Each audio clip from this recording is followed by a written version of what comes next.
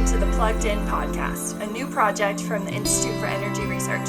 To find out more about our work, visit our website at instituteforenergyresearch.org. Welcome to the Plugged In podcast. I'm your host, Alex Stevens. I'm joined by my colleague, Jordan McGillis. Joining us today to discuss the history of U.S. energy policy is Robert L. Bradley Jr.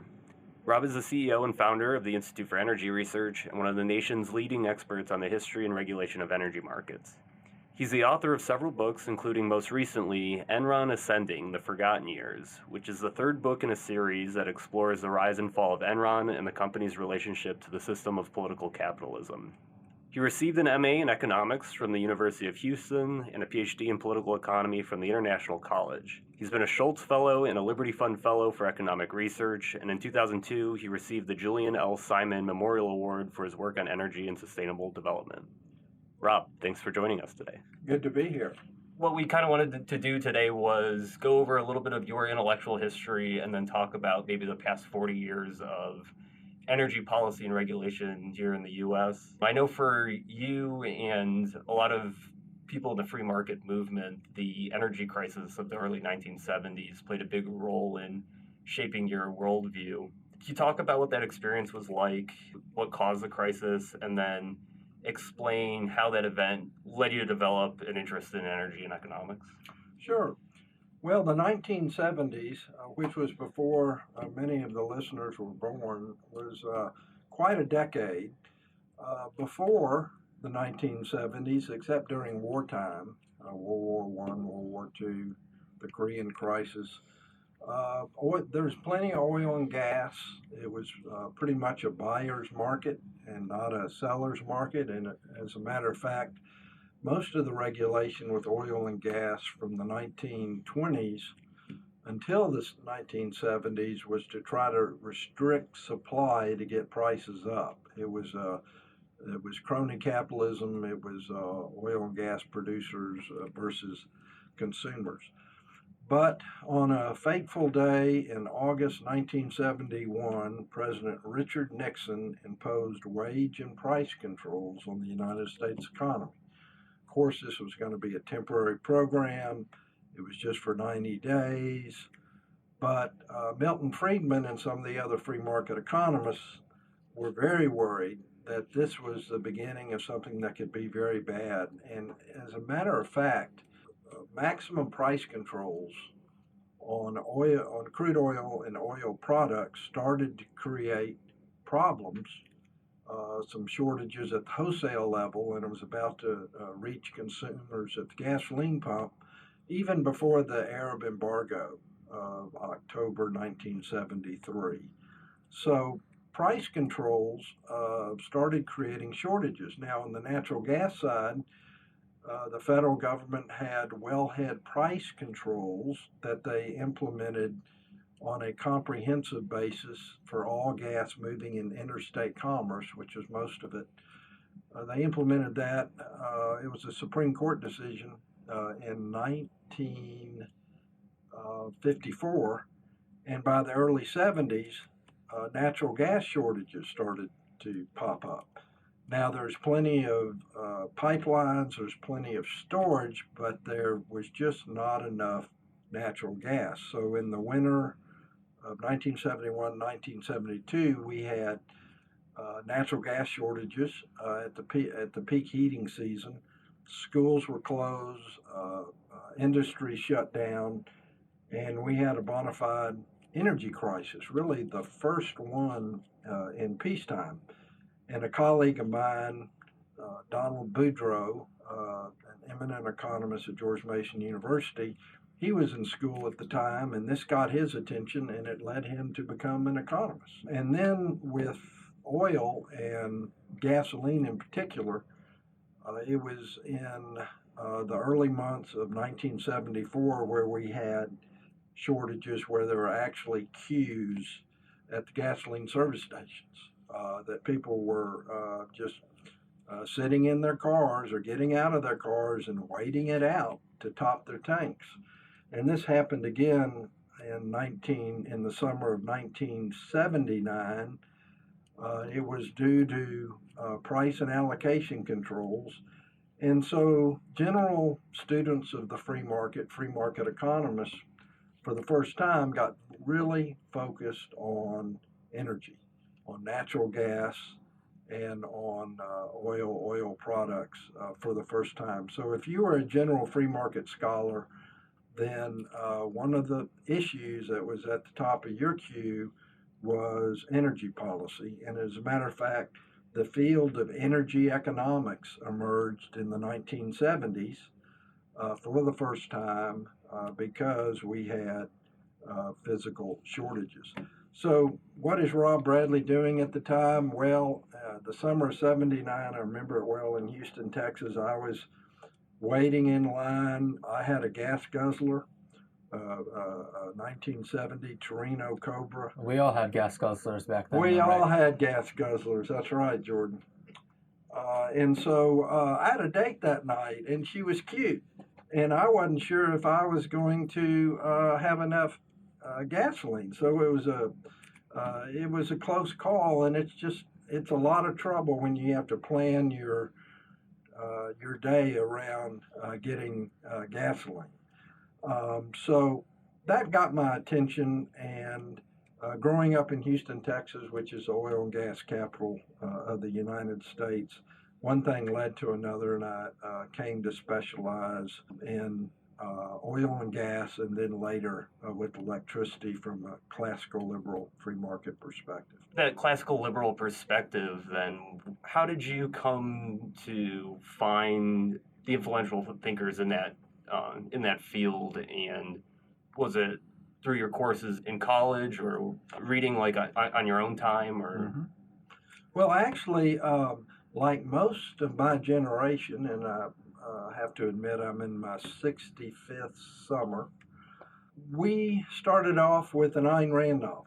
And I was in high school, and on the summer reading list, there was a book called The Fountainhead, and I didn't like to read much at the time. I was just a tennis player, but I started reading that book, and I found it to speak to me personally, and I became very interested in Ayn Rand and objectivism.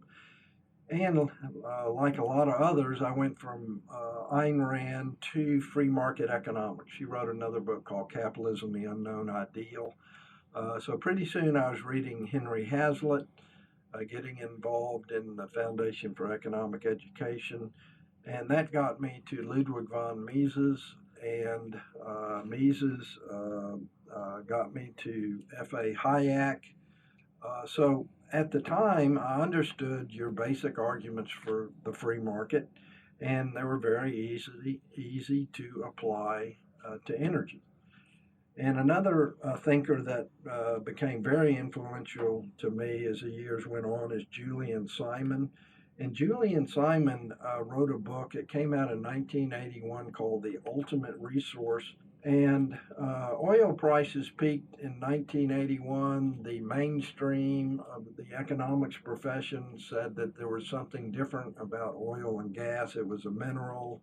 It inherently was depleting. Costs go up, price go up. So we were going to basically run out of it in time, and we had to go to substitutes for oil and gas, which at the time coal was the major one.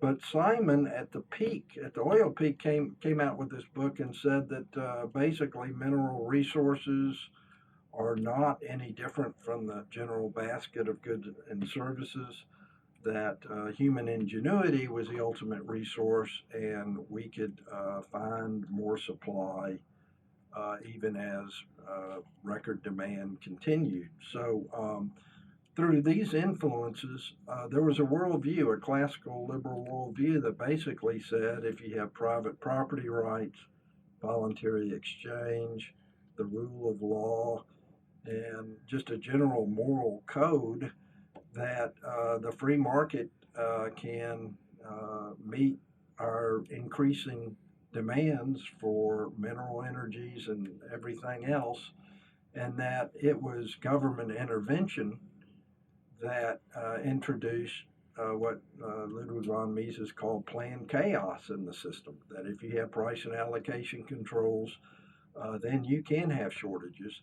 And another economist who was very influential on everyone at the time was Milton Friedman. And the day after Nixon's wage and price control order in August 1971, Friedman came out lambasting it, whereas the general business community and most economists were saying, oh, this is fine, it's a temporary program. All Nixon is trying to do is to check inflationary expectations.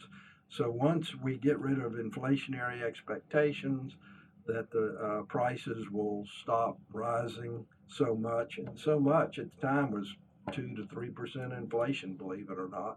So Friedman was on top of the energy crisis, writing great articles all the time. And Ayn Rand, too, in her Ayn Rand letter, she had some very penetrating insights on the energy crisis that to me are some of the best analysis ever written in the energy field. As I see it, things like wage and price controls are virtually unthinkable in today's political context. Our kind of mainstream right side of the political spectrum seems to have a much greater respect for the free market than was the case 40 and 50 years ago. Do you also interpret it that way? Well, back in the 70s, it was big, bad old oil, higher prices, obscene profits, profit gouging, windfall profits tax, and all the rest of it. But near the end of this decade-old experience, and Jimmy Carter, he finally phased out oil price controls, and Ronald Reagan, upon election, accelerated and totally deregulated what Carter had started. But out of that experience, economists kind of woke up to the idea, or maybe that they should have had the understanding before, that price controls, to the extent that they are effective, that they are below market prices, create shortages, and it doesn't matter what the good or service is. So out of that experience, you're right, Jordan, there's been no interest from the 80s to the present, some decades now, in price controls on helping consumers, keeping down prices. So major lesson learned from the 70s was that central planning of prices and allocation by the federal government or even state governments don't work. So today there's no constituency for price controls. The environmental movement, they're not interested in price controls because to them that would over-encourage consumption. The environmental movement wants energy prices to be as high as possible, certainly for oil, gas, and coal, so that we go to other energies, so-called renewable energies. So price controls is off the table. There's no constituency from it. So we have learned from the 1970s experience.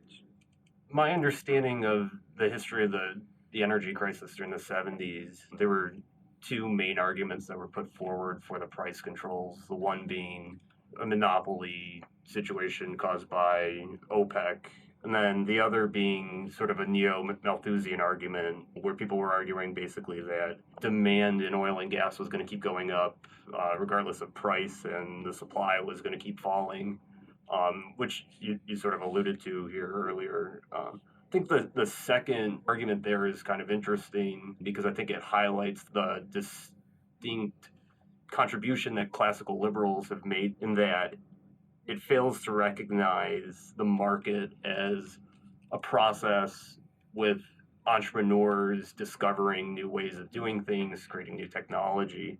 Well, before the 70s, economists didn't pay much attention to running out of oil and gas.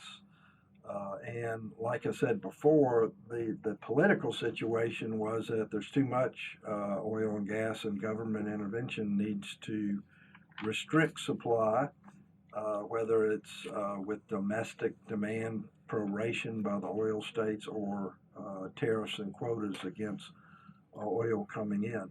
Well, that dominated, and there was a think tank, energy resource think tank called Resources for the Future.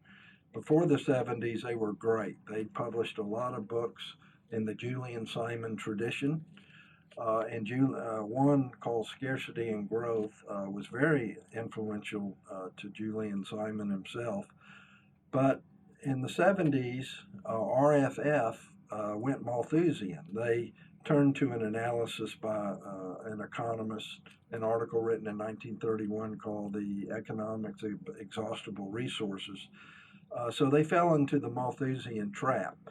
The idea of peak oil has continued in recent years, even though it's pretty much refuted now. I guess the last 10 or so years, the idea that we're running out of resources and that this could solve, let's say, the climate issue because we're going to run out of oil, gas, and coal.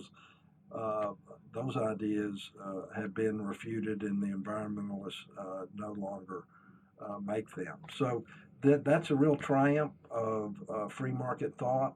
It's a triumph of the idea of resource ship. And if you Google resource ship, you can find articles on this that basically say that minerals, including oil, gas, and coal, and uranium, are really no different from so-called non-depletable resources.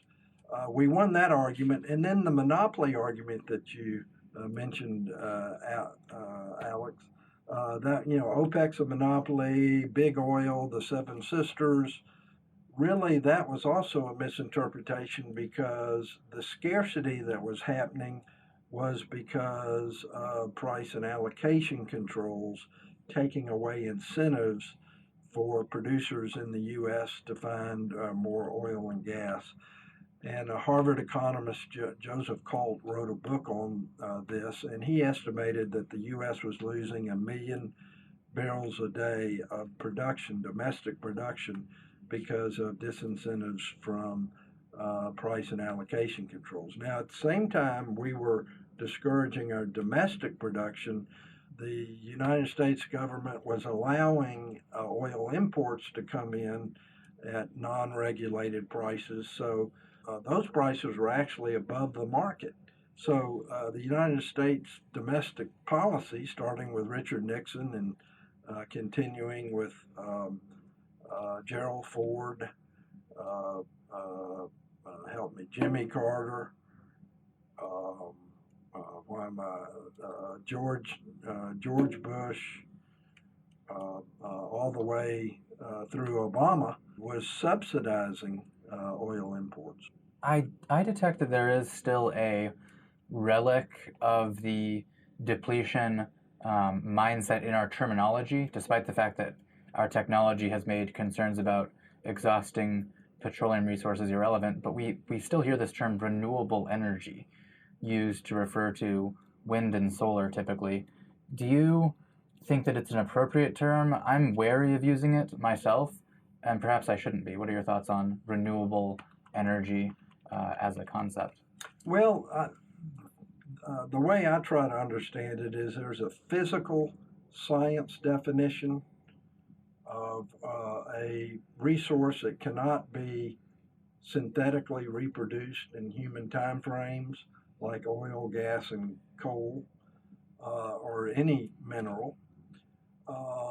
But that's the wrong way to look at it, because from the beginning with different minerals, everyone thinks that, oh gosh, there's a fixed supply, we're producing it, we're consuming it, there's less left, therefore costs must go up to find it and prices must go up to consume it. Yet the empirical record refutes that. It's a fallacy to think that the glass is full or half full or 3/4 empty. Really, there is no glass in the sense that resources come from the mind and not the ground, as Eric Zimmerman and Julian Simon and others would say.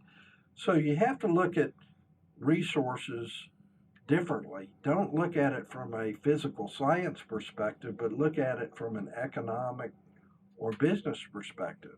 And if you look at it that way, it really reverses things where you can say that so-called renewable resources such as wind power are really non-renewable, or they're scarcer than so-called depletable resources. And I remember a visit I had with an Enron executive, this would have been in the late 90s, who was head of the Enron Wind Company, now GE Wind. And he said there was a real problem finding good sites for relatively economic wind power, and that really it was a depleting situation where they find the best sites for the wind turbines, then they have to find the next best sites, and that was really a resource constraint. So if you look at goods from a business economic perspective, it can turn it completely around, where so-called non-renewable resources today are renewable, and renewable resources are non-renewable. As you moved into the later 1970s, you had the second oil shock in 1979, I believe. And you had other incidents like the 3 Mile Island incident that also brought energy into the public conversation. When you look at the history of energy policy, the threat of energy crises and environmental collapse, basically, whether these things were real or imagined, they've played a big role in shaping the way that we've talked about policy. Could you reflect on the role of fear in the past 40 years of energy, and was this dynamic something new to the 1970s, or is there a history that dates back before that? Before the 1970s, we had wartime experiences in World War I and particularly in World War II, where we see special demands being put on oil products, and therefore the government comes in, they create a bureaucracy, they set prices, maximum prices, they get involved in allocation to make sure that the war machine can get all the oil it can. So certainly there's a crisis of fear, and there's a whole question of in emergency situations, should government intervention usurp markets? And my argument is no. If we're in wartime, and during World War II, the business tax was 95%. You got to keep a nickel out of every dollar. So if the government is getting the dollars, then the government as buyer can buy the resources. And you don't want to have price controls. You don't want to have allocation controls. And sure enough, the United States had physical shortages because of price controls, and they had programs like subsidizing stripper wells, creating synthetic fuels, and the rest of it. And that was wholly inappropriate. Now, peacetime shortages in the 70s certainly introduced a fear into the market, but really, with the end of price controls, we've had a cyclical price industry, but the industry has performed. We haven't had shortages. Now, turning to electricity, and electricity is really a different industry from oil and gas, because when you consume you have to produce the electricity the moment it is consumed, and it's a very different business model. Now we have the situation of blackouts.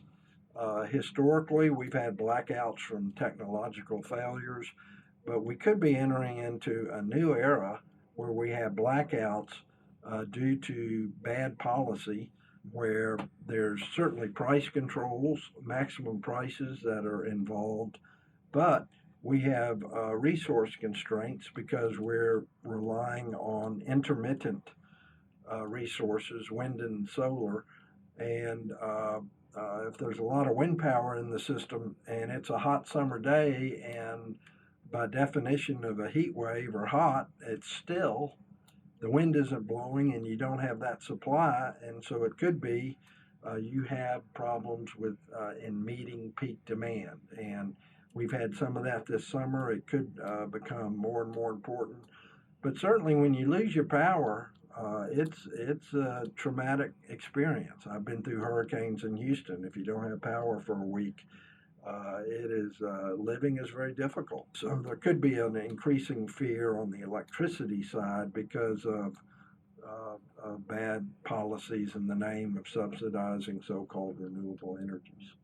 Moving out of the 70s then and into the 80s, in 79, Jimmy Carter signed an executive order to eventually remove the price controls, and in early 1981, President Reagan officially removed them. By the mid-80s, oil prices had dropped pretty sharply, and the big problem then was now that there was a glut of oil that had almost turned completely on its head. Can you talk about this shift in the 80s and what the policy discussion was like during that decade? Well, starting in about 1981, the market was shifting. Prices stopped rising and prices started going down in the early 80s. And then I guess it was in late 85 and in the early months of 86, there was a huge drop in the price of oil in the United States and around the world.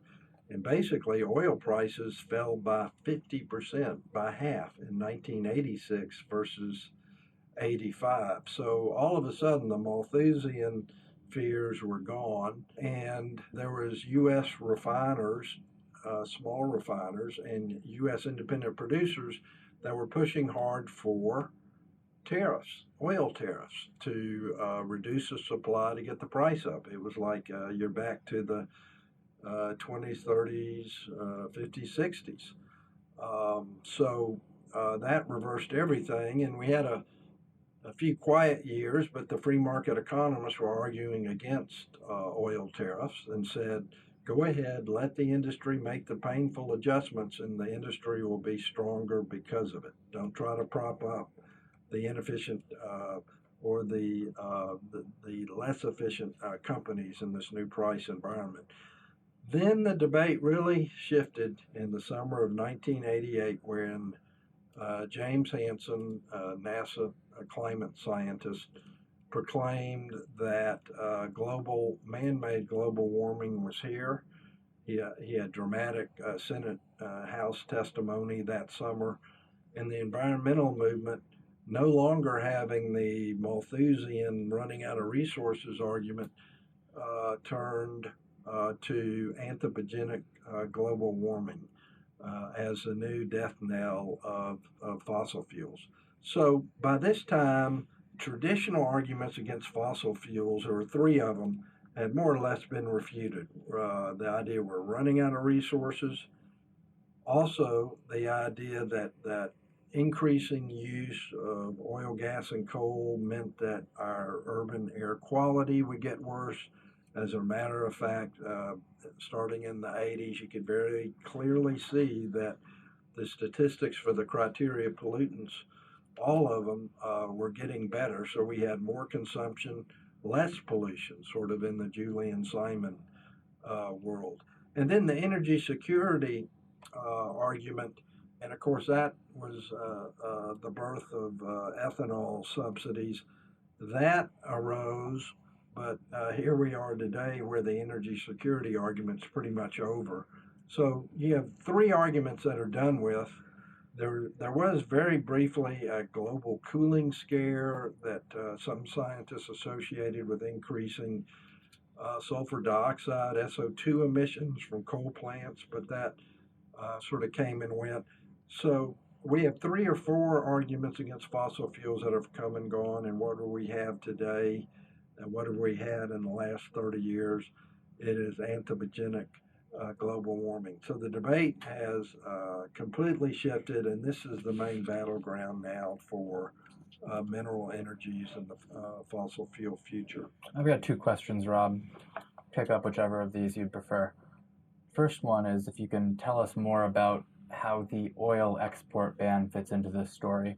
And then the second question is, how do you explain the decrease in the measurements of the 6 criteria pollutants over the course of these last 40 or 50 years without giving credit to EPA, or should we give credit to EPA for that? Okay. Two different questions. The oil export ban was enacted, I believe, in 74, and it was basically we're running out of oil. Prices are going up. We need all this oil for the U.S. economy. Therefore, you can't export crude oil. And at the time, it was a constraint because the United States is always exporting oil here and importing it there, and there's a net number. So this created a distortion, and particularly for crude from the Alaskan North Slope that would very easily be exported to the Pacific Rim.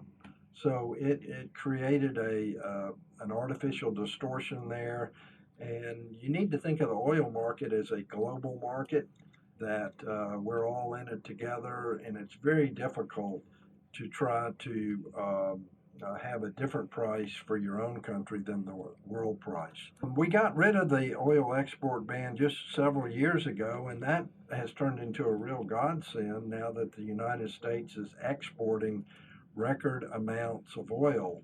And what this could mean with a free export market is that domestic producers that would normally be complaining about oil prices and want to have protectionist measures, that they will find markets internationally and be happier than they would be in a situation where they couldn't export it. U.S. prices were artificially low, and they needed to turn to market demand proration or some other domestic program to get prices up. So that's briefly my take on the oil export ban. The criteria of pollutants, this is a real debate within the free market community because you can see the good news of reduction of all 6 or so criteria air pollutants and say, well, this is because of the Clean Air Act of 1970 as amended, that this is a federal regulatory success story. And the free market, one of the free market responses to that was the improvement in these air pollutants was actually in evidence before the federal government and the EPA got involved, and that you can extrapolate state, local and state measures, and you could have had the positive result also. That you see that argued in some articles and books. Second point is that, the final result looks good as far as the reduction in these pollutants, but there's always a question at what cost. Could this have been done at less cost or more efficiently where you got a better result? Now, that could still be in the regulatory frame. And then there's the question of, could you have used private property rights tort law to address air pollution in lieu of federal mandates, and sort of one size fits all. This gets into some interesting what ifs with libertarian theory, like if we had private roads, we had road entrepreneurs, we had freeway highway companies, whether you could have a class action suit against them because of the automobiles that are polluting, whether you could have had some ways where the road companies could have required each automobile to have certain standards. And then on the power plant side, class action lawsuits, you have to show damage, but there could be some possibilities there. So as a historian, I really don't take a side. I sort of default to the Julian Simon view of human ingenuity that has allowed us to combust more fossil fuels, yet clean up the air at the same time. So as you said, in 1988, the focus shifted a lot towards the global warming debate and climate change. You had a unique opportunity to see that debate play out within the business community in your position at Enron throughout the 90s there. Can you just talk a little bit about how you came to work at Enron and a little bit about that experience? Yes, I had a front row seat to a lot of energy politics, and Enron was a renamed company. The original company was Houston Natural Gas. In 1985, it merged with a major Midwest natural gas company, changed the name to Enron. But the business model of Enron was very unique, and that was it was natural gas focused. It was the first, quote, natural gas major, sort of like, the oil major, where it was integrated. It was in exploration production. It was in pipelines. For a while, it had a distribution company. So Ken Lay, the founder who put together the company called Enron, PhD economist, very sharp, very wise to the ways of Washington, D.C. He saw enormous advantages to pushing natural gas, really fighting against coal on one side and oil on the other. So Ken Lay introduced in the early 90s something called the natural gas standard. He said any utility, if you're thinking of adding a new power plant, you have to look at the economics of coal versus natural gas.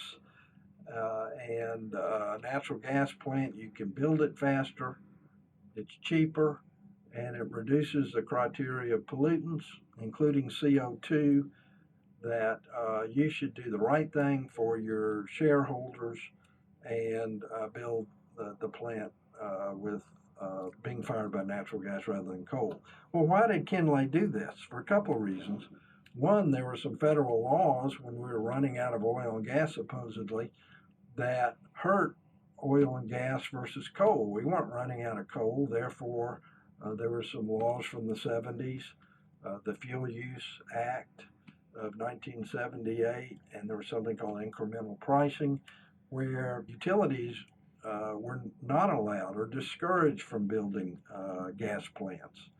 Now, the other thing is that utilities, they make their money off rate base. They get a rate of return off their invested capital, and coal plants were actually more capital intensive than gas plants. So utilities had this bias toward building coal plants, an unintended consequence of government intervention.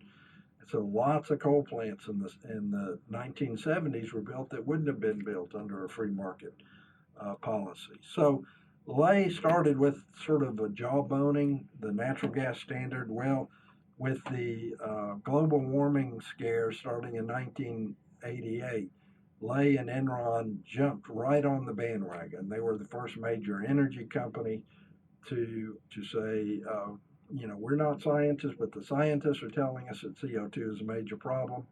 Therefore, we need to penalize coal at the expense of gas, whether it's a cap and trade program or a carbon tax. So Lay and Enron started a civil war within the fossil fuel industry by pitting natural gas versus coal. And then Lay also advocated oil imports, oil tariffs, because he wanted natural gas to become more economic as a motor fuel. And there were power plants that were using oil. And Lay wanted to get those power plants off oil and onto gas. Enron was losing markets in Florida and California to oil because oil became so inexpensive. So Enron created a two-front and then a three-front civil war within the fossil fuel industry that really legitimatized the issue, and later on BP and other companies joined in. So the political capitalism model, or the crony capitalism model for Enron, was to price carbon dioxide to advantage natural gas at the expense of coal. And also, Enron got into solar power and wind power in a very big way, and they were also involved in energy efficiency type measures that depended on government efficiency standards. So, in all sorts of ways, Enron became the most interventionist company in the United States economy and sort of set a template for what I call the contra-capitalist company. And you use the term political capitalism, and you've gone on to write a series of books explaining Enron's approach to business and pushing back at the popular narrative that the collapse of the company was a result of an adherence to market doctrine, and instead you've put forward this idea that no, their approach was actually political capitalism. What do you mean by the term political capitalism, and why is understanding the history of Enron through the lens of political capitalism important to understanding energy policy in the United States? Well, in Enron's heyday, Enron was a favorite company of environmentalists. And I remember being Enron's representative on the Clinton Gore President's Council on Sustainable Development. Everyone loved Enron. They bought into natural gas as a transition fuel to sort of as a bridge between fossil fuels and a sustainable, renewable energy world. And at the time, the environmentalists really didn't care that Enron was really very politically active because Enron was, quote, doing all the right things, investing in wind and solar. And Enron was getting awards at the Kyoto Protocol, the Kyoto negotiations in Japan in late 1996. Enron received all sorts of environmental awards. So Enron was the left's, the progressives' favorite company. Then Enron implodes, and the left quickly changes the narrative. They sort of forget that Enron was, the environmentalist favorite company, and they said that Enron is capitalism, Enron is greed, all the bad actions, all the strategic deceit, all the investor losses of Enron was a game changer in that this is why you have to have regulation to prevent the Enrons. Well, that story can be completely turned around, not only by talking about how Enron was the first company to embrace a whole global warming agenda, but Enron was also a master at gaming complex regulatory structures. The accounting system that's wholly politicized. Enron was a master at figuring out ways to get the results it wanted by gaming the GAAP, generally accepted accounting principles. So through Enron's cronyism and also Enron's gaming of regulatory structures where false incentives are created by government intervention into the accounting system, Enron was able to fool everyone. So if you look closely at Enron, Enron is just the opposite of a capitalist company. It's a contra-capitalist company. It engages in a number of practices that the classical liberals from Adam Smith to Samuel Smiles to Ayn Rand to Charles Koch have warned against. What's interesting about Enron, there was some prosecutable fraud involved, but almost everything Enron did was legal. And so Enron really showed or revealed the perils of a mixed economy and not a capitalist economy. Moving forward to today now, the impact of Enron, I think we can see its impact on our business climate as well as our regulatory climate. If you look at policies like the Green New Deal and some of the things that are being put forward now, there's a lot of the elements of the things that we've talked about that have gone on over the past 40 years. Do you see the Green New Deal and these things as sort of a culmination of this process that's been playing out over some time now? Well, what's interesting to me about the Green New Deal is it's kind of like the 1970s, where it wakes up the free market community and the Republicans, the conservative community, that something is really wrong here. You have lots of free market economists, people we know, professors and all, who they follow energy, but now they're very interested in energy when they see the Green New Deal, because the deep ecology mindset, for decades I've seen this as sort of the new central planning. F.A. Hayek, he understood central planning, socialism, Mises too, as something different than what now is being pushed as sort of the new organizing principle for society. And that's a term that comes from Al Gore. So it's a good thing that the Green New Deal has been introduced. That there's no longer these ideas that are behind the curtain, so to speak. We can debate them. It could be we have a presidential election that's a referendum on sort of the free market, fossil fuel, dense energy driven economy versus something that the progressive left wants that's just the opposite of energy plenty. Well, as much as we as energy analysts would like if that were at front and center, I'm not so sure it will be with all the other things that are being discussed. And you see even the Democratic Party that is pushing these policies, they're shying away from having a climate-centered debate, it sounds like, is the most recent development. So I'm not sure we'll be able to draw a lesson about people's perspectives on these questions from the presidential election, is what I'm saying. Well, I'd like to see some presidential debates once the Democrat nominee is elected. I'd like to see one presidential debate inside a gas-fired combined cycle plant, and then I'd like to see another debate underneath a wind turbine to cover energy issues and let them discuss everything else, such as healthcare, which seems to be the number one issue right now. But energy issues will not go away. The Malthusian mindset, the progressive left knows that this is their number one issue to check industrialization, modernism, today's standard of living. So we're going to be fighting this for a long, long time. We've had a pretty wide-ranging discussion here, and I think we're getting pretty close to our time. But my last question is, what do you see as being the biggest challenge for proponents of free market energy policies going forward? Where are there opportunities for more research and for us to develop a better understanding of energy and its place in our society? Well, the big macro issue will be around climate change and the sustainability of fossil fuels. And under that umbrella, there's all sorts of fronts in that debate.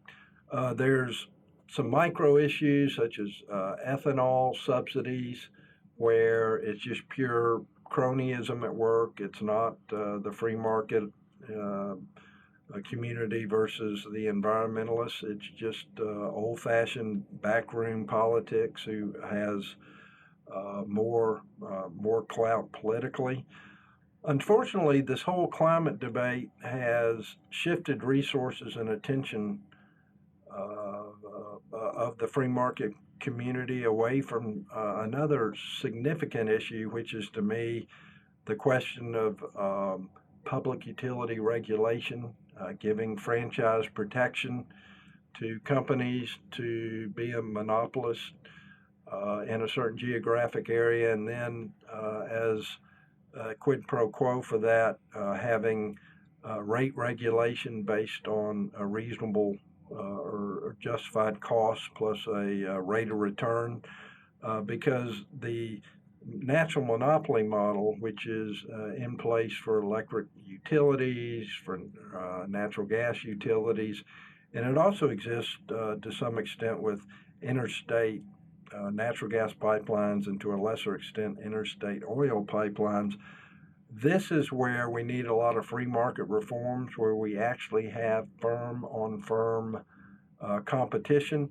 And if we can get out of the current public utility model, this will also help us to put utilities in a position where they really put consumers first, where they cost minimize to increase their profits, where we can get rid of a lot of the junk that goes under the in the areas of wind power, solar power, and demand side management or energy efficiency programs where there's cross subsidization among customers. So there's going to be a whole lot to do with global warming. It could be more decades, even though the climate math is becoming more and more impossible by the day. But free marketeers really need to challenge the public utility model and get to a true free market with natural gas and electricity